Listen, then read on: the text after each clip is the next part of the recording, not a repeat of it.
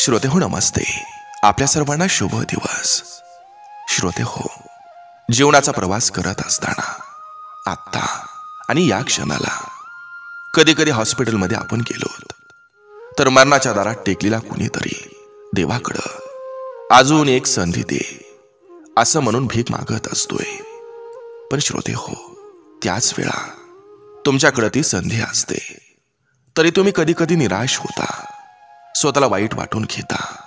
पण श्रोते हो, खरं तर आपण किती नशीबवान आहोत हे ओळखा आणि आयुष्याच्या प्रवासात कामाला लागा, चांगल्या मार्गाला लागा. जे जे आयुष्यात चांगलं करायचं आहे ते ते करत राहा. नक्की विचार करा. चला, आजही आपल्यासाठी सुंदर विचारांची ही शिदोरी, ही मालिका अशीच पुढे घेऊन आलोय. चला, करूया सुरुवात सुंदर विचारांना, सुंदर सुविचारांना. मनातल्या लोकांसाठी लिहिलेली पत्र ही कधी पोस्ट होत नसतात. स्वतःच्या कामात कष्ट करायला कधीच लाजू नका, कारण तुमचं आजचं लाजणं उद्याचं जगणं मुश्किल करून टाकेल.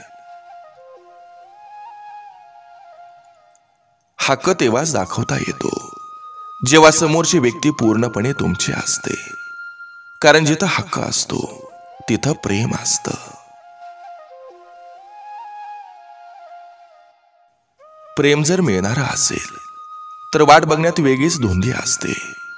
प्रेम जर दुसऱ्यासोबत खुश असेल तर वाट बघण्याला काहीच अर्थ नसतो. लोक त्यांच्या सवडीनुसार आपल्याशी बोलत असतात आणि आपण उगाच स्वतःला खास समजत असतो.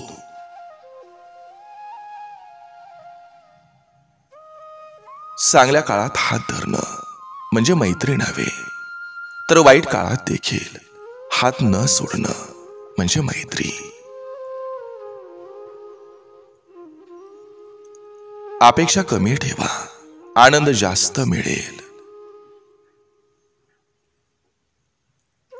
आयुष्यात कोणाकडून कवडीची अपेक्षा ठेवू नका. तुमच्या अर्ध्या समस्या अशाच कमी होतील.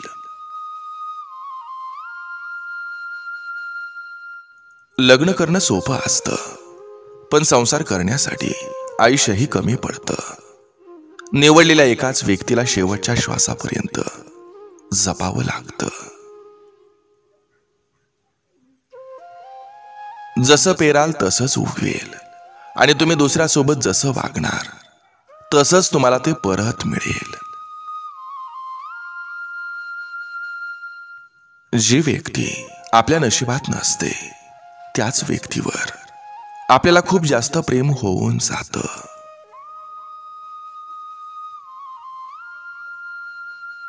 ज्यांनी वाईट वेळ पाहिले ते इतरांचं वाईट करू शकत नाहीत. खरं समोर आल्यावर जो माणूस खोट्यावर खोटं बोलतो तो माणूस कधी सुधारू शकत नाही आणि कोणाच्याही मनात जागा मिळवू शकत नाही.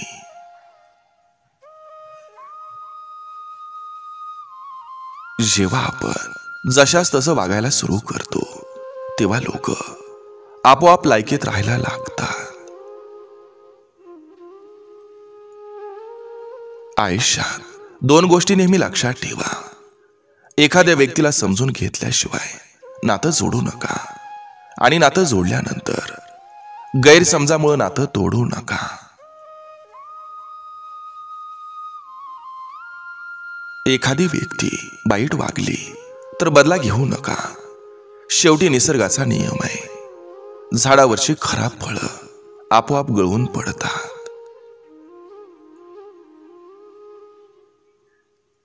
मैत्री म्हणजे फक्त गप्पा नव्हे, मैत्री म्हणजे आयुष्य जगण्यासाठीचा आधार.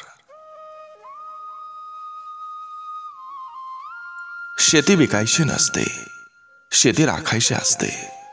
आणि मित्र सोबत घेऊन फिरायचं नसतात, तर सोबत राहून मोठं करायचं असतात. दिवस कामात निघून जातो, पण विचारांची रात्र मात्र संपता संपत नाही.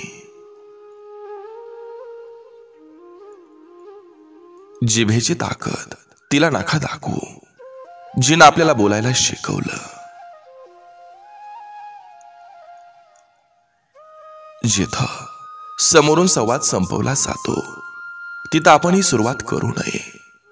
स्वाभिमान गहाण ठेवून उगाच खोटी नाती विकत घेऊ नये. माणसं जपायची असतात, वापरायची नसतात.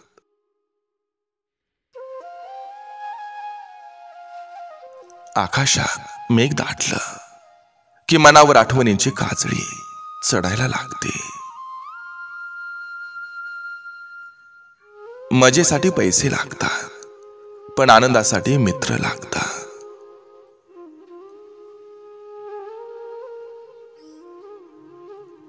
एखाद्याची इच्छा नसताना त्याच्यासोबत बोलण्यासाठी आणि राहण्यासाठी लाचार होण्यापेक्षा, वेळेची भीक मागण्यापेक्षा स्वतःच्या मनाची समजूत काढा आणि एकटं राहा. यातच त्रास कमी होईल. जर तुम्ही समोरच्या माणसाकडून इच्छा अपेक्षा ठेवत राहिलात तर आयुष्याची वाट लागेल आणि आयुष्य बर्बाद होईल.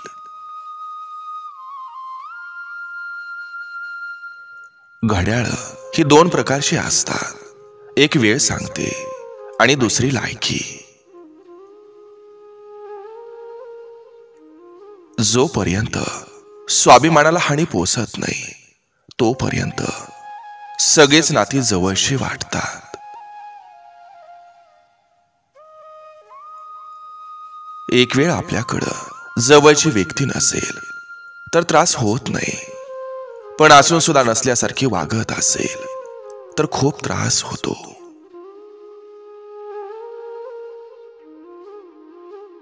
तुमचं कुटुंब हे किती श्रीमंत आहे हे महत्वाचं नाही, तर तुमचं कुटुंब किती आनंदी आहे हे महत्वाचं आहे.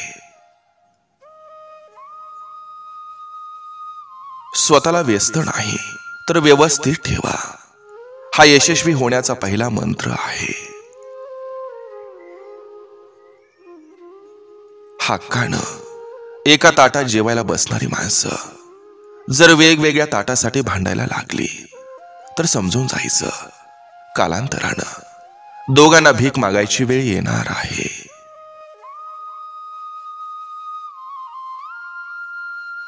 सगळं काही भेटत नाही आयुष्यात.